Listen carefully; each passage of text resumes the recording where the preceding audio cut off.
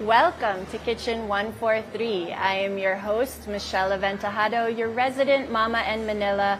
And tonight we are out and about again in Estancia.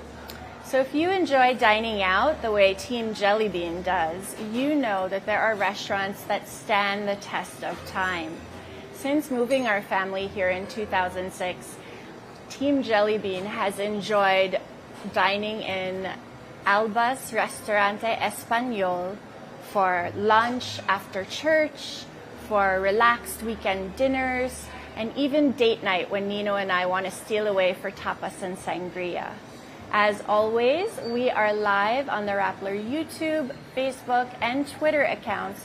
So if you have any questions, comments, or things you want to share about Alba's, maybe your experiences and memories, go ahead and leave them in the chat section, and also on Momma and Manila Facebook page as well. Joining me tonight is Miguel and Paulo de Alba. Hi, gentlemen. Good evening. Thank you for having us. So nice to see you. Welcome. Yes. Grateful.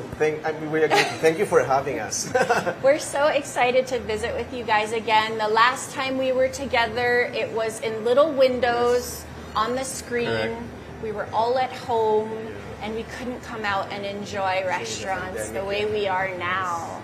So it feels really good to be back. Yep. So welcome to Alba Estancia. Welcome, everyone. Yes. Welcome. We're here. Okay, so I know we've been chatting, and of course, we're old friends too. I know, last episode where we had Paulo on cam, Nino was sharing behind the scenes. Not even beside, you were in front of the camera, right? This time, and he was sharing how Alba is part of his childhood. Wow. All the way back then, maybe even as far as 6 months old, because we were joking about him enjoying hamon. But, truth be told, the restaurant has been taken from 5 tables, and as we were talking earlier, to 5 branches all over the metro. So when you guys are craving Spanish food, we know where to go. Tell us about how it was with your dad, and obviously the traditions that he has set forth that so many Filipinos know and enjoy, in your iconic restaurant.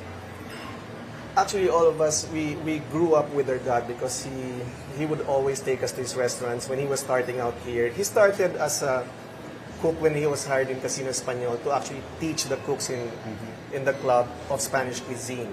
For Authentic. For 2 years he was there, and after 2 years he decided to put up his own. So he started with a small eatery, and then had the family. So here we come, as you were asking. So every time from school he would bring us to his restaurants, and we grew up with his food. We grew up with how he served his customers. We grew up with how, we see his clients becoming his friends, and we grew up with the music as well. Yes, well, that also is something that's very indicative. We know when we're in Albas also. Actually, Nino's dad enjoys calling the trio over so they can sing and enjoy. That's something the kids also, my kids know as well. So, well, if your dad, I know he has, this culture and the value of inviting people into the restaurant and giving them an experience, a service, something, that obviously we all come back for. How do you guys carry that through? I mean, this is something that's been ingrained. It's obviously, as a child, if you saw it coming to the restaurant. Yeah, that's what we saw in our dad. I mean, everybody who came into his restaurant, he would sit down with them. He would sing, so he had a voice. We don't. He would sing with the trio Los Panchos here in the Philippines. I mean, the local bands. He even sang. I didn't know that. He does acting as well, plays. So watching our dad, experiencing him at work, it was something like he was, there's no place like home for my dad. So he wanted his restaurants to be like home. When you come to his restaurants, you just feel like you're at home. You get the service that is sincere. Yes. I mean, you get the food that is cooked from the heart. Yes. I can imagine how charismatic he must have been. I wish I got to spend time with him. Even when he got a little bit older, he would come into the restaurants, he would go look around and say, I know that person. And true enough, he knows that person. I would tell him, no, I don't think you know him that. But he said, yeah, they know him. And they Wow, so get he into had a a good memory, conversation. He goes too. around, Yeah. yeah. Very good memory. So, you talked about having customers who come in, and obviously when people are treated well, remembered, they come back not just for the fantastic food that evokes a sense of emotion, feeling, nostalgia, or even a new experience, but also because they feel, like you said, like it's home. I know the pandemic was hard for everyone. So the last time we were together was during the pandemic. We still weren't completely outside dining out, or revenge travel was not yet here. How did you guys come out of it on the other side? Because, Paulo, when we were on before, you were sharing a lot of things that actually made me really respect the brand and the restaurant and the values that your dad instilled in you even more. Hi, Dante. So, guys, for those of you that are familiar and have dined in Alba's in Westgate, Dante was always there. So my family knows Dante. Dante knows my family as well. So this is like, it's perfect that Dante is pouring our sangria at just the right time. So I will cheers to family values and, of course, seeing the Lord seeing us through. Yes. Cheers, guys. Let us know in the comments if you like red sangria or white sangria. We want to hear it. So how did you guys come out on the other side? Yeah, the pandemic was, a big thing for everybody. Yeah. It was a time when there was nothing important to do. You cannot go travel, you cannot do anything, so everybody was at home, and business was affected at that time because we are normally, it's dine-in. We offer our business, our food, our services here. We give you the experience. That is right. And so it was tough for us, but we had to adapt to the changing times. Right. So we had to improve on our takeout, our products, how it would come to them the same way that they would have it in our place. So we had to improve our packaging. We had to work out with delivery companies for the food to get there in time. We had to rearrange the schedules of our employees. We had to rearrange our stocks, our kitchen. Yeah. So we had to do a lot of adjustment just to survive that. That time was not anymore about business. It was just about surviving. Thinking this is going to be over in 2 months, but it took And then we got hit over the head. 2 years. And it was 2 years. It really was. So, of course, I give all praises to God because to date we have the 5 outlets still existing. Our employees are intact. We all were able to keep them. And by God's grace, everybody's still here. And now we are, as you were saying, we have come out of the crisis and it's time to recover, for everything to be restored. Amen to that. I think it was not just because of us, but it's really because of everyone in the company. Yeah. Everybody took ownership of their roles, but more importantly, they took ownership of the brand, of Alba, the kind of service we want to give, the kind of value we give to our work. Yeah. So from the managers all the way to the dishwashers, they took ownership, so they lived out the core value of teamwork that we have. But more importantly, I think they lived out the respect and concern value that we have. So respecting each other, respecting the company, and having concern for one another. Like I shared in the last time, the story that I shared that, let him get my schedule for this week because he has a child to feed. I can just lay low and deliver for today. So everyone was pitching in how they can work better to help each other out and to help the business survive. So it survived because of everybody in the company. It really did, and I think that's a testament to the values that you've instilled in your team, and really how much they do care for you, cared for your dad, cared for the brand. Because we did come out on the other side, and surviving it also. I think your relationship with your employees is a big deal also on how to survive a crisis such as that. How you have developed that relationship that you are gearing towards one goal, towards the same mission, towards surviving together, making sacrifices together. So I think that's what gave us strong legs to survive a crisis like that. It's really about the relationships, and the relationships that we saw, obviously, thank you, that we saw, obviously, either, strength. And I think one thing that we did see through the pandemic is what we didn't need anymore really was stripped away, and what was superfluous and what wasn't important. And, those relationships are really so important. And I think we came out stronger because we saw what we need to improve on. Yeah. And we go to the right direction with Kuya Miguel's leadership with us, telling us, hey, this is what we need to strengthen this time. This is what we observed, and this is how we can become stronger as a team. I love it. I love it. And I love that the two of you are such a team. I mean, we talked about when you're both in the kitchen and you're like, no, we're not in the kitchen at the same time.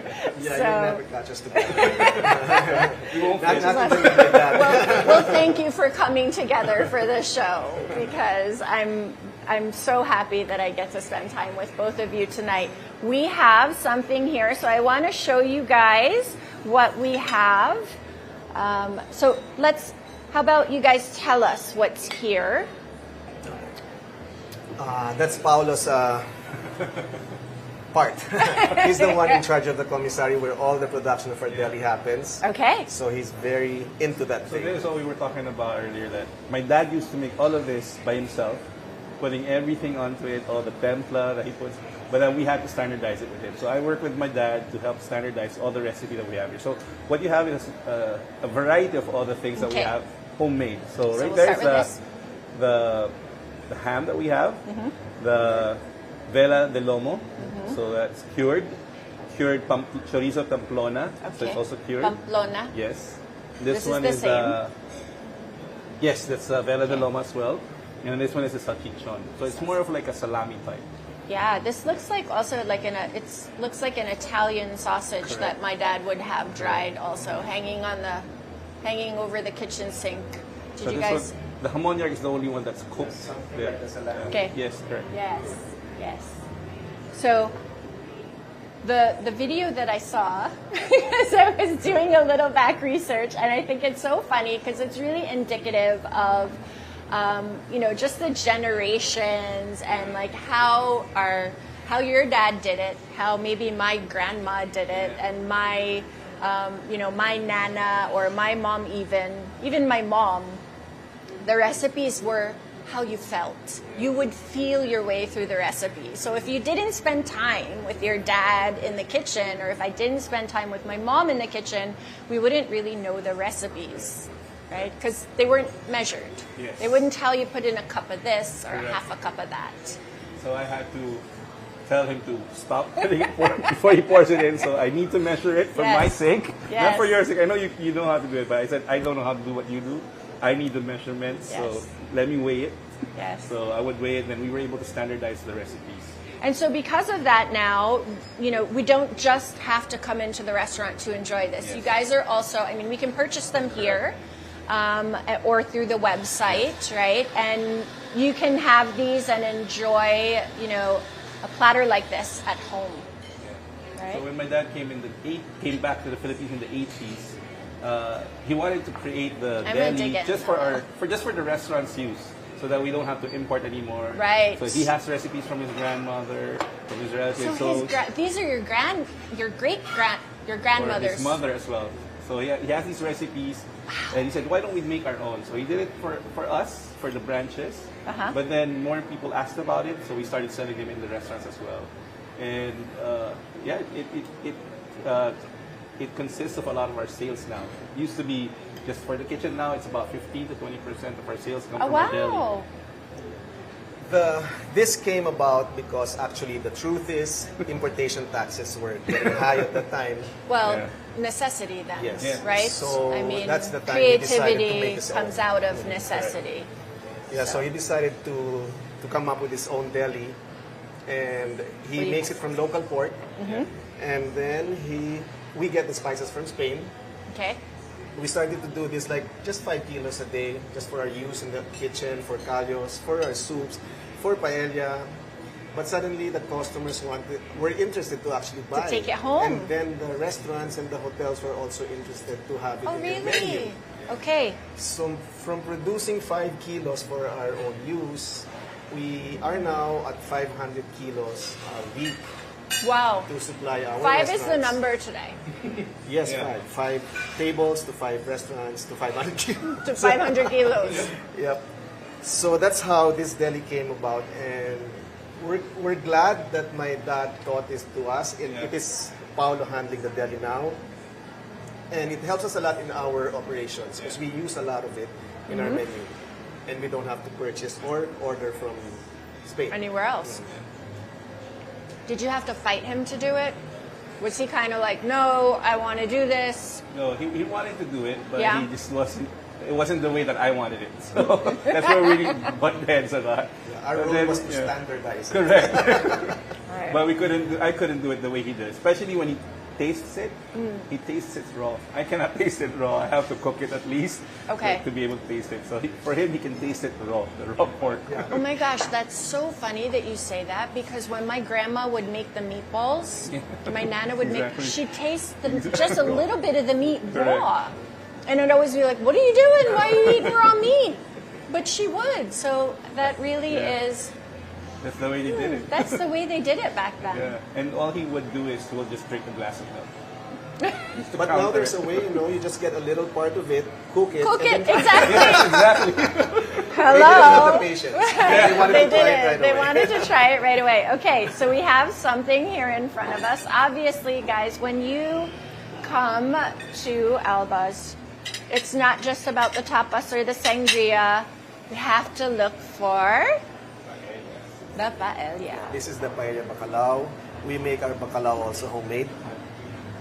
That's what my dad would usually do. He wants to make everything here. The bread, we make it here. So Everything. you even bake your own bread. Yes, So the bread also. that you serve is yours. Yes. Oh, I didn't know that.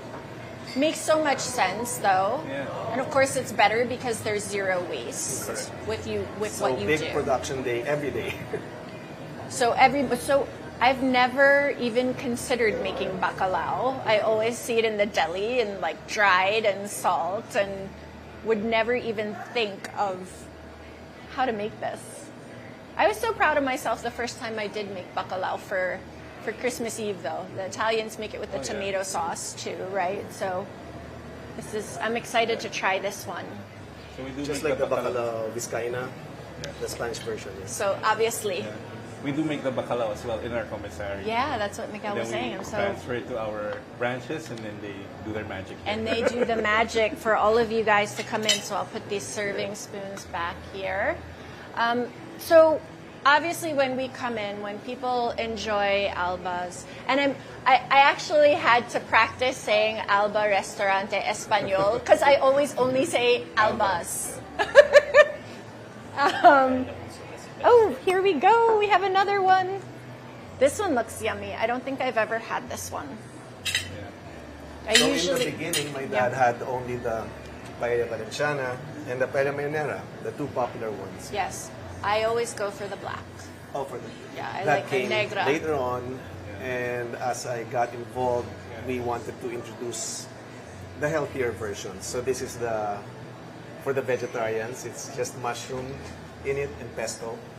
So for those who don't eat meat, you still can have paella Perfect. here. Yeah, you still can enjoy it. And nowadays everybody's so conscious also about what we eat and what we put into our bodies, of course. So I did go vegan for a little while, but not. You can have your meat. Not for long. No, I enjoy the meat. Yeah. And for me, actually, I don't know. I feel like I also kind of just enjoy what my body craves. Like Yeah. I feel like if you're craving something, then unless it's like chocolate, 50 pounds of chocolate, then not. But like when you're craving a steak, you should eat a steak. Or when you're craving, a salad, you should eat a salad. I feel like it's also just kind of intuitive in terms of knowing what your body needs.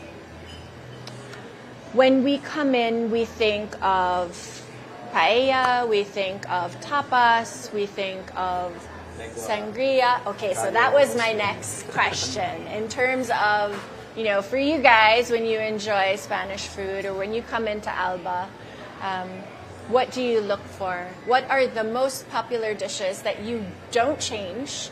That everything is exactly the way your dad made it, and you just are repeating.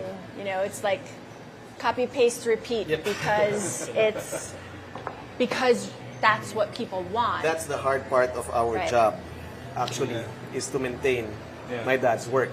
How I wish I could do my own, come out with my own menu. And I went to culinary school, Yes, and after graduating, I was thinking to come up with my own. But in the case of here in Alba, everybody, when they come in, as you were saying, they already know what they want. When they go to Alba's, they already know what I'm going to have, what the family is going to have. Yes. And to introduce something new, it didn't work.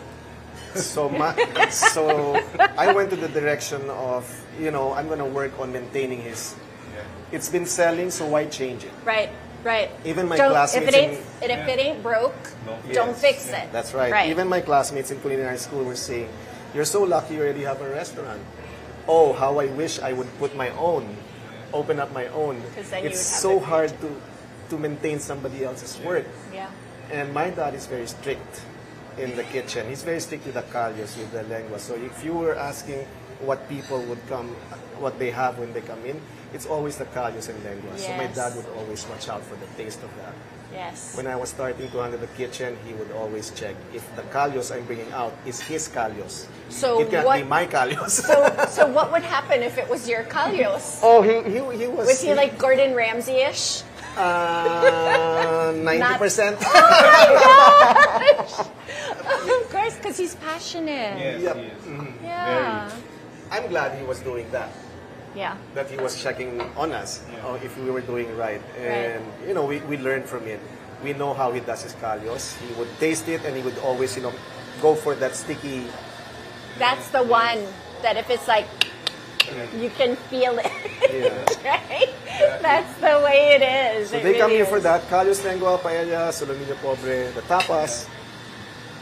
Those are the usuals. The usual suspects, obviously, when you come in to enjoy Alba's food. So I know we have some tapas here on the table. Let's share. Maybe, Paulo, you can... I feel like this is new. Or changed up a little bit. But Miguel added a few items in the menu. He maintained most of Papa's recipes, but he also added his own with Papa's touch, so with his own touch as well. Yeah, when finally we were able to already, standardize the recipes and callos and lengua paella were coming out consistently the same way, I thought to myself, maybe it's time to introduce now. We got it going already. So just a few things and still making use of what he makes. Because like this one is the gambas that it makes, but we just put the bacon, which is homemade. So this comes out of the deli also. Correct. And the same with the other one, we make the jamon serrano, and we just wanted to make it a little, the fresh taste of the fruit and the arugula. Oh, that looks like it's a party. Mango. Yep. This one's a party. That one you will enjoy. Party in your mouth. All the different flavors. And of course, the most popular sausage in Alba is the chorizo. So we make it in-house, and we make about 200 kilos a week. So this is 200 of the 500. Yes. Amazing. Now, what makes this chorizo different than the chistorra? Is it, because I love chistorra also, that's one of my usual suspects when I come. The chistorra is just a thinner casing. Also, it's a little bit spicier, but basically almost the same. But the spicier and the thinner it is, so it cures faster. This one cures a little longer. Okay. And then, but we don't let it cure fully. That's why you still need to cook it. Yes. So it's semi-cured. So it's cured for about 3 to 4 days, hanging in our commissary, and then we vacuum seal it or send it to the commissary. As you can see it's in the display, and people can buy it fresh. Okay, so in the display you have everything there, but you can also holidays are coming. It's September. Merry Christmas, gentlemen. Merry Longest Christmas in the world. The longest Christmas in the world. So, Merry Christmas. I just get a kick out of that. When we first moved, I'm going to story time for a little bit. When we first moved, I remember I was in the mall and there was Christmas songs playing. It was September. And I called, I called the girl over and I said, Miss, you have to change your music.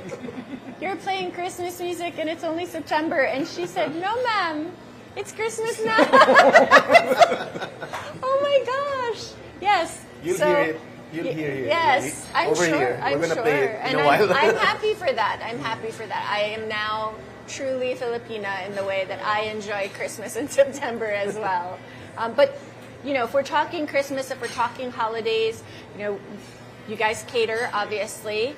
Are people, you know, having bigger parties again? Are you getting these kinds of calls? Can people, you know, call you up and say, we're having, you know, people over, Yes. come over? Just the other day, I was in, I take office in our commissary. Okay. And just the other day, September 1, I saw the Christmas decors coming out for the buffets, for the caterings.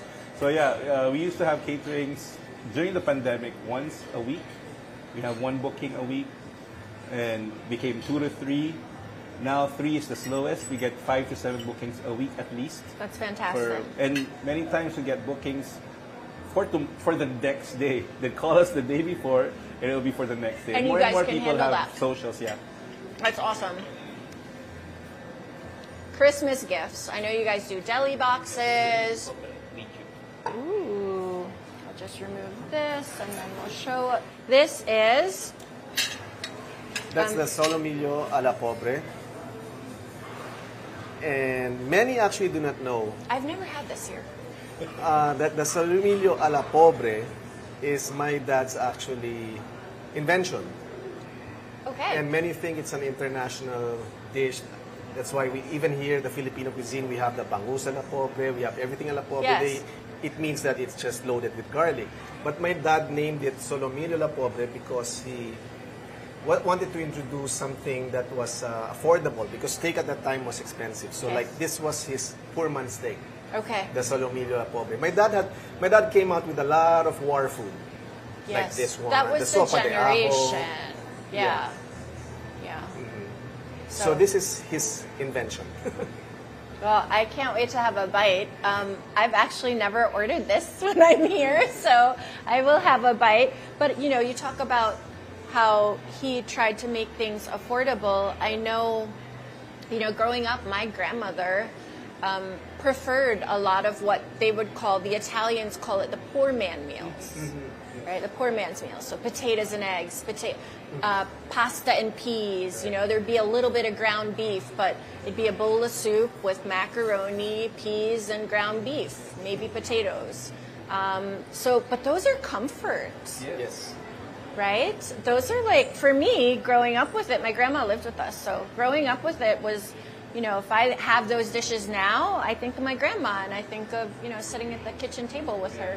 So, Alba is actually a home of traditional Spanish cooking. It's home of comfort food. there it is. And it's comfort food that, you know, Miguel, when we were talking and, you know, saying how your dad came over from Avila, and he wanted to introduce Spanish cuisine, but he also knew that he had to adjust it just a little for the Filipino palate, right? So while the dishes are very much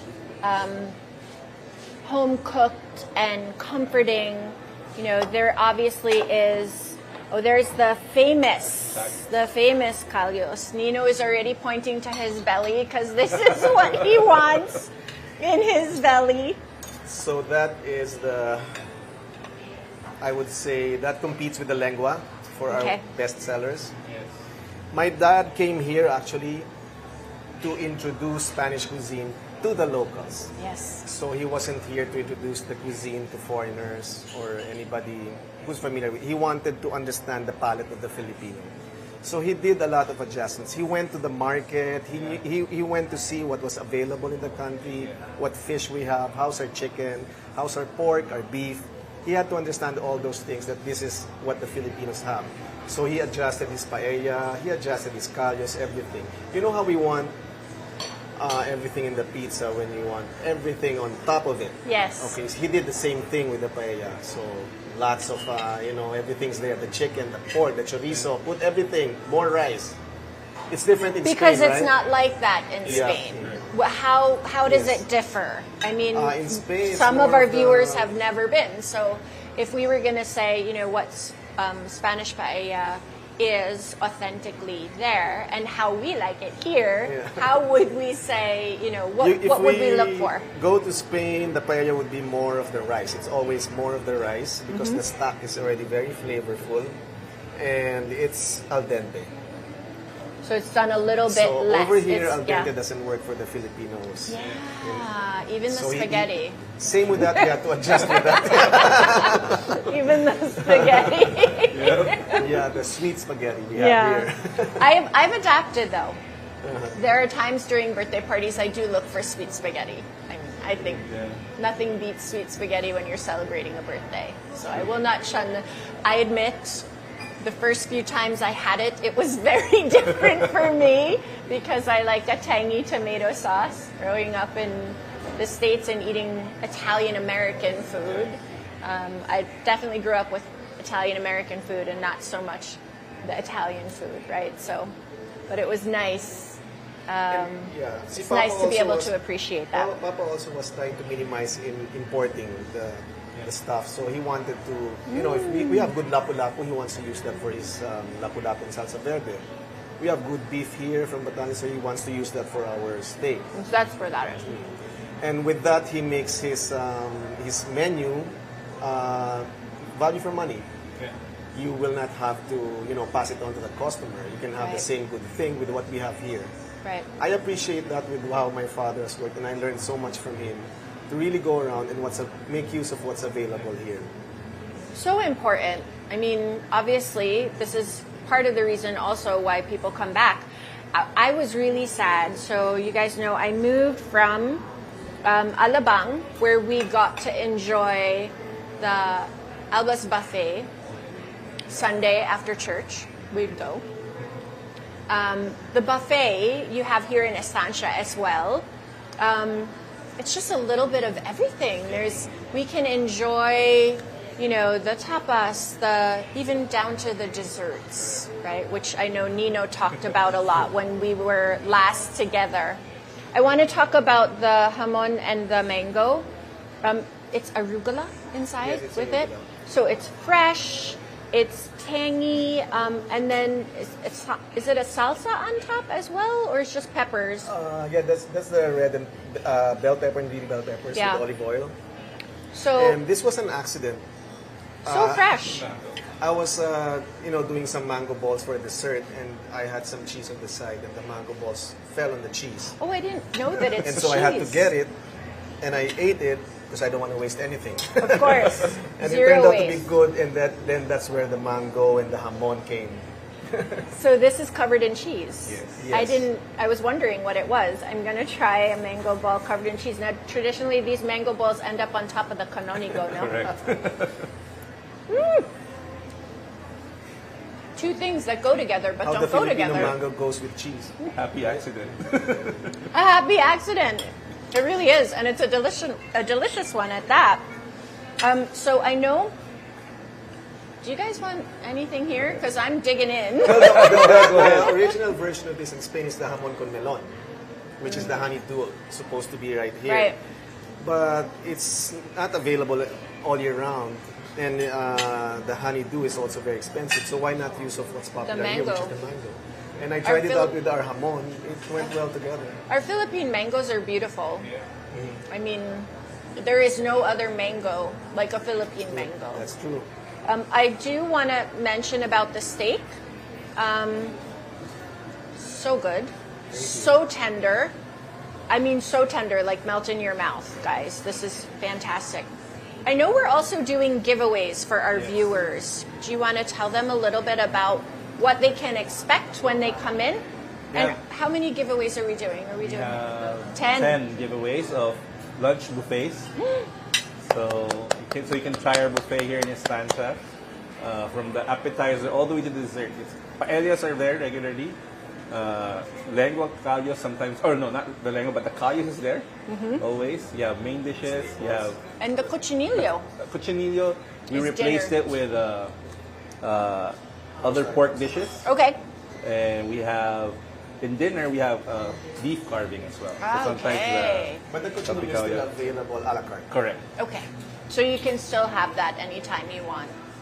That was something, is that something your dad had always done? How did that evolve? Because, you know, obviously during the pandemic, we also saw trends, food trends. I remember. I Right? was laughing because I remember the first time my dad brought out the buffet. Yeah. I was telling you about how my dad works in the kitchen. Yes. He wakes up one day, suddenly decides, let's have buffet today. Because that was the that was the time when the buffets were coming in. Yeah. Remember? And he said, I'm gonna have my buffet too. When? Today. Okay. Put the tables together, put some skirting there, and we needed platters and all that, serving spoons. Oh my gosh, he really sounds like an artist. Like to be around Yes, him, I that's can how he- imagine how full. That's how he is. Speak of the devil. Speak of dessert. He is a true artist in the kitchen, I would say. A true artist. What a gift. What a gift. I mean, I'm privileged to have been schooled. You know, Yes. I mean, I thank my dad for that. He told me it's important for you to go to school because he wasn't schooled. He just learned from the kitchen. He started as a dishwasher in Spain in one hotel until he came here. And though I went to school, I learned so much. The best lesson for me there was I got to understand what he was doing in the kitchen. I knew I needed professional schooling Yeah. to understand it. And he knew it intuitively, or maybe even by baptism of fire, right? By spending time in the kitchen and learning. I think it's an amazing part to the story that once you did go to school and learn, you know, I guess the science or the magic behind it, right? You actually understood your dad even more. It's like, oh, that's why he does certain things. Made you appreciate him more. Yes. Yeah. But we still Fantastic. can't be in the kitchen together. Well, there When I really is only graduated, he one had to- king. Yeah. There is only one king, right? So there is such a As saying. they say, two cooks will spoil the broth, right? Yes. So we took turns. We Okay. took turns. We had to sit down. It took us a year actually to standardize everything. After I graduated from school, it took us a year to standardize all his recipes because he was just like, you know, putting it in there. He Yeah. was always in the kitchen, Yeah. so there's no problem. Everybody was dependent on him to taste it. Right. But right. now, as we grow with 5 branches, you know, we cannot be in all kitchens at the same time. So Correct. we had to standardize everything So what kitchen were you guys working in when you were standardizing? in Polaris. In Makati. So for those of you that want to follow along Alba's journey, of course, or see what's happening in each of the restaurants on Instagram, you can look for Alba Restaurante _PH. And then on Facebook, it's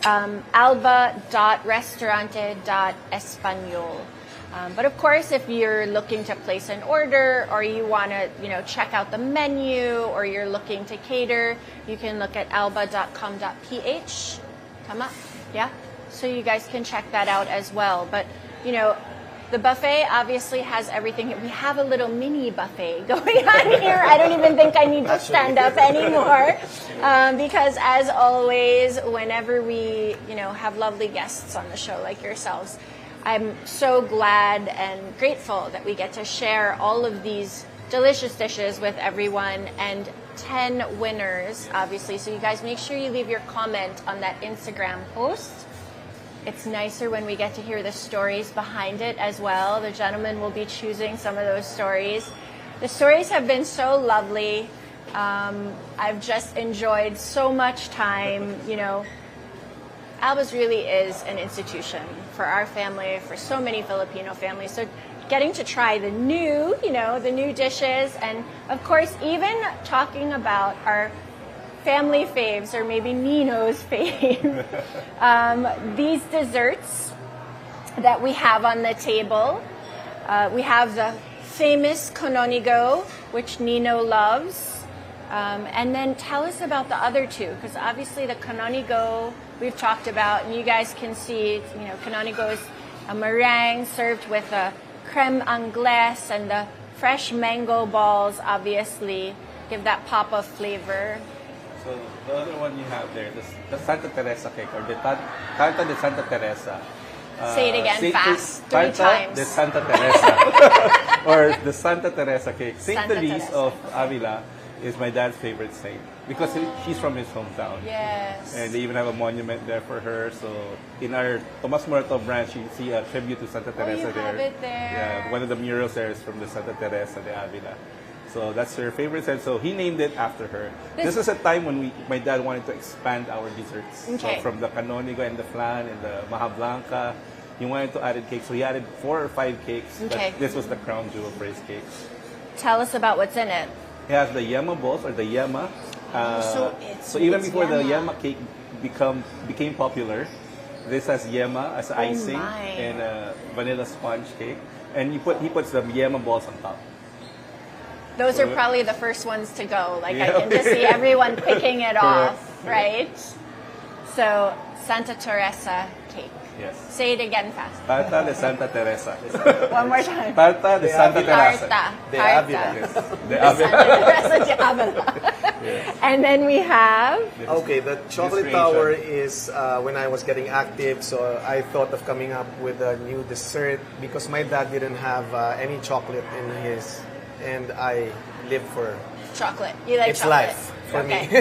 Okay, chocolate So, is life. We tried to come up with something that is light and several layers of different chocolates. So there's white, there's semi-sweet, there's dark, there's the cookie crust, there's the meringue. Okay. So layers and layers of chocolate, and you have to eat it from top to bottom, so you get Yes. them all together. Because it's a party. Yes, And it's but a party. you'll taste everything there. There's a lot going on. Different. Not because he's my brother, but one of the best chocolate cakes or chocolate things I've ever tasted. Not just because he's my brother. I don't believe you. Can I say? Aww. So the stories that we have woven through or even shared with some of the viewers, what would be your fondest memory in the kitchen or in the restaurant with your dad? Because I just see him all throughout the restaurant, not just because I can really see him in the restaurant, but you know, just the way you share what you do and what he did and how you serve it up for families who enjoy, obviously, Alba's as an institution. What would be one memory that you really would like to share with everyone? Because I love this part of Can my I do job. two? Sure. Yes. Well, number one, as a family man, I love going to the beach. And I realize now why I love going to the beach. Because when we were kids, we would always go to the beach during Holy Week. The restaurant would be closed. Okay. And we'd go to the beach as a family. And that's when the time when we'd all be together, just having fun. So that's when your dad would. yeah, Is because- that the only time he would close? Yes, that's Yes. the only time. And I think Christmas during that time. Yeah. So, but those are the only times, the few times that he would close. And yeah, I enjoyed those times. But I got to appreciate him more and got to know him more when we were standardizing the deli. Yes, we butted heads a lot. Yeah. But it brought us closer. I got to realize that his love for me was being part of the restaurant. When I was a child, I thought he loves the restaurant more than he did love me. But then I realized working with him that that's the way he showed his love. Yeah. That's deep. That's really deep. Yeah, that's the only way. You're doing some inner work, Paulo. unlike all of us, now we have parenting books. Yes. They didn't have that.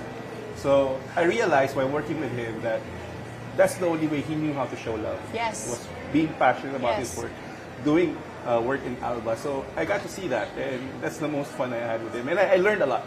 I learned how to be more focused in my work. I learned how to be more passionate about my work, what I do. And I learned to love the deli of Alba. Yeah. Even Isn't more. it amazing though, as we get older, we kind of see the method to our parents' madness. Because when we're younger, take note, Aventajado children, when we're younger, we obviously, we think we know everything and we have no idea. And of course, the love of a parent, there's nothing like it, father or a mother. And I think that's pretty amazing that you're able to see, you're able to kind of zoom out and say, this is this is how he showed me he loved me. And this is how he took care of us in that way. So, Yeah, how about you? That was nice to hear from you. Yeah. We're brothers. Because I was about to say that my fondest memory as a kid growing up with my father was seeing him, how happy he was in the restaurant. But you know, he had a lot of stress, he had a lot of troubles, problems, everything, and we also saw that at home. Yeah. And that's why, if you ask, my fondest memory is seeing him at work. He found joy in it. And then the time came when he lost everything before we left for Spain. So he Yeah. lost everything, came back here, and I saw my dad in a corner, you know, so Yeah. sad, like he Yeah. lost everything. And that's the time I had this quest in my heart, the desire to actually revive the business, bring it back, because I missed that. Yeah. You miss I missed seeing seeing him him like that. You miss seeing him Yes. joyous. And I have no regrets. I've always wanted to be a doctor. Someone else is doing some inner work. Yes, but It's our age. I had to, you know, the Lord showed me Absolutely. my direction, and many, as I was saying, many are the plans in our hearts. Yeah. But the Lord's purpose for you, no matter what you do, will always prevail. Amen. And I'm glad I took that road. I saw my dad, you know, revived. He was happy seeing everything was going. He went all the way up to prison. He didn't see this anymore. Yeah. So I So don't the regret fourth that. branch. I was tasked to actually help my dad. I learned the business. Yeah. Now I enjoy it. And as they say, when you enjoy what you love, Yes. it's like you're not working. It's for like the you're pay. not. Yes. Truly. Truly. So here's to not working. You love what you do, right? I love what I do every single moment. Okay, you mentioned Prism. We have, so the first branch is Polaris, or the branch that is the That was oldest. that, yes. Yeah. Polaris, and then we also have Tomas Tomas Morato, Westgate, Alabang, then Prism, Prison Plaza near Mall of Asia. near Mall of Asia. And then here in Estancia as well, we're on the third floor. Second floor. We're on the second floor here in Estancia. So of course, if you guys want to come by and enjoy the buffet. Is the buffet in all the restaurants or just Westgate and Estancia? Westgate, Estancia, and Morato. And Morato. Sorry, Okay. Prison, Estancia, and Morato. Yeah, Westgate you got and it. Makati is not okay. No more na. Not What, yet. no? Yeah, not Okay. Not yet. Thank you. Okay. Thank you for that correction. He's if you younger guys, than me, so his his memory memory is better. Okay, so guys, before we end each episode, we actually do some rapid fire. And this is actually just so our viewers can get to know you a little bit better, and you know, we don't have to expound too much upon it, but it's fun and it's a nice way to close out the episode. So the first question is, who shaped your relationship with food? I'm gonna guess, but I'd like to hear it from you. My dad, of course. Favorite food as a kid?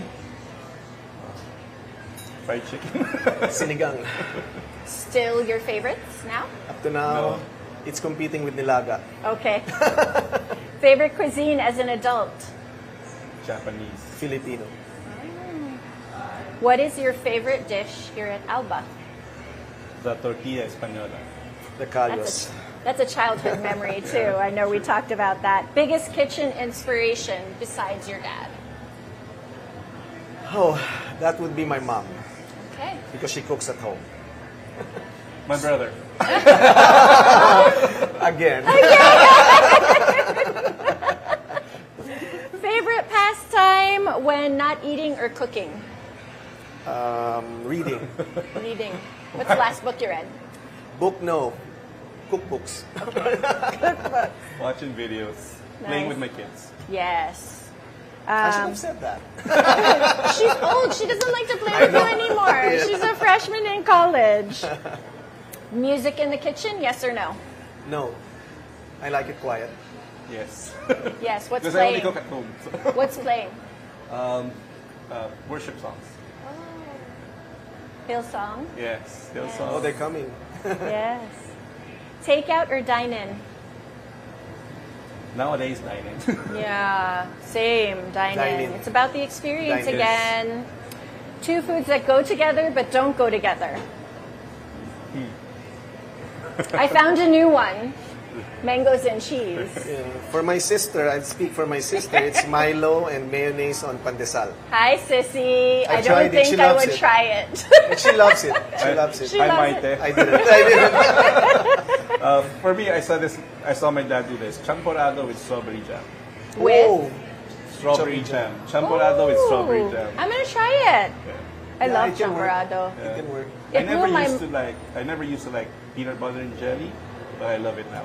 Well, peanut butter and jelly is my Yeah. favorite. Growing up in the States, that was in my lunchbox Correct. every day. I found it weird before. But now I Yeah. don't. Well, it's definitely not a Filipino thing. Yeah. So, any kitchen or dining accessory that you collect? None. I'm curious, in the deli, For do me, you none. collect Oh. anything? I just Not need yet. my knife. I just Your need my knife. chef's knife. Of Sharp course. always. Chef. Yeah. Chef always says the knives. You're on the sofa watching a movie. What's on your snack board? Chips. Chips. Popcorn. What's your favorite comfort food? Fat, juicy burger. Always. I haven't had this in a while, but my dad's caldoso. What's that? Caldoso is a soupy paella. Imagine arroz caldo, Yes. but paella. All the flavors of Especially Now that paella. it's raining. Yeah, exactly. Oh, that sounds yummy. Is that Haven't on had the it in a long menu? time. No. No, it's not. But That's yeah, a I comfort love burgers food. as That's well. yeah. Okay. What's your signature dish? It's the ensalada Catalonia. Not in the restaurant, but at home I make a tuna spread with cilantro or mansoy. Oh, that sounds yummy. I like cilantro. With cheese. Nino doesn't like cilantro. I think some people just have the gene where cilantro tastes like soap, Oh and no. I think he has it because he doesn't like it at all. Sometimes I even make corned beef with cilantro and a little bit of paprika. Oh, wow. So interesting. It's Spanish. Aioli or pisto? Aioli. Same. Hot or cold tapas? Hot for me. Hot. Pamplonas or salsichon? Pamplona for me. I'll go for the lighter one, the salchichon. Lengua or callos? Both. You don't have to choose. Mango for me. White or red sangria? Red. White. And then these two last ones, of course, we had to go back to our Pinoy roots. Nilaga or sinigang? Sinigang pa rin. Sinigang. Tapa or tocino? Tapa. Tapa. Tapa. Well, that wraps up this episode here at Alba's. So you guys can come down and visit them here in Estancia or also in Westgate, Makati and Polaris, Prism, and Prism is MOA, right? Yes. And the fifth one is QC. So you guys can go ahead and visit them, stop by, say hi, enjoy tapas, have a glass of sangria, and guys, keep cooking, keep sharing, and of course, keep safe. See you next week.